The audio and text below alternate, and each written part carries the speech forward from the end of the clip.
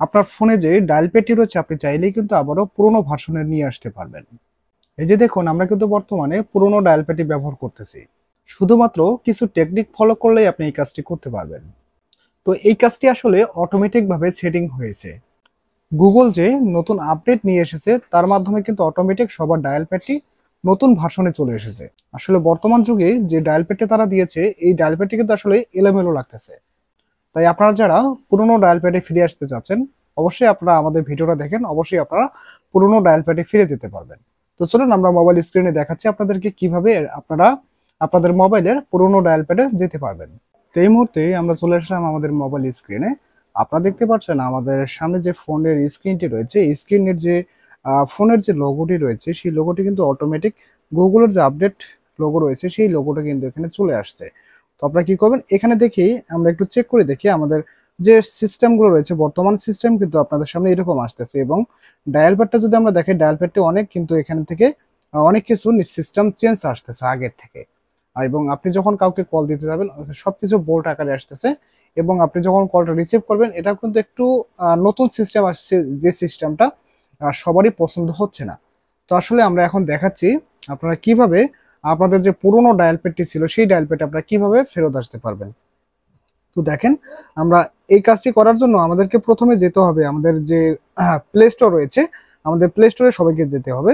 আপনারা কি করবেন, আপনাদের প্লে স্টোরে যাবেন, প্লে স্টোরে যাওয়ার পরে উপরে যে সার্চ বক্স পাবেন সার্চ বক্সে লিখতে হবে ফোন।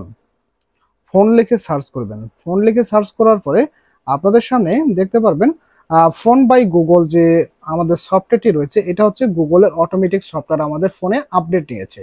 আপনি কি করবেন, এই সফটওয়্যারটিতে ক্লিক করবেন। ক্লিক করার পরে এটা কিন্তু আপনাদের ফোনে অটোমেটিক ভাবে আপডেট হয়ে গিয়েছে। এখানে কি করবেন, আপনাদের সামনে যে আনইনস্টল বাটনটি আসবে সেই আনইনস্টল বাটনে এখানে ক্লিক করবেন। আনইনস্টল বাটনে ক্লিক করে এখানে আনইনস্টল করে দিবেন। করে দেওয়ার পরে আপনাদের ফোনে যে পুরোনো ভার্সনের ডায়াল প্যাডটি ছিল সেই ডায়াল প্যাডটি কিন্তু এখানে অটোমেটিক ডিফল্ট আকারে চলে আসবে। তো এখানে আপনারা আরেকটি কাজ করে রাখবেন, সেটা হচ্ছে আপনারা দেখতে পারবেন এখানে আপনার যে অটোমেটিক যে অ্যাপস সিস্টেমগুলো রয়েছে অটোমেটিক অ্যাপ সিস্টেমগুলো এখান থেকে কিন্তু আপডেটগুলো আপনারা বন্ধ করে দেবেন। ঠিক আছে, দেখাচ্ছি আপনারা কিভাবে আপডেটগুলো বন্ধ করবেন। এখানে থ্রি ডট বাটন রয়েছে, এখানে দেখেন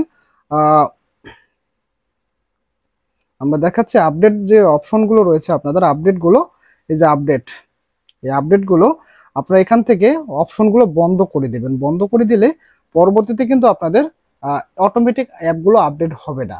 অর্থাৎ আপনি যে সফটওয়্যারটি আপডেট করতে চাচ্ছেন সেই সব সফটওয়্যারটাই শুধু এখানে আপডেট হবে। তো আজকে আমরা দেখালাম যে আপনাদের ফোনে যে নতুন ডায়াল প্যাডটি আপডেট হয়েছে সেই ডায়াল প্যাড থেকে আপনারা পুরোনো ভার্সনে কিভাবে যেতে পারেন।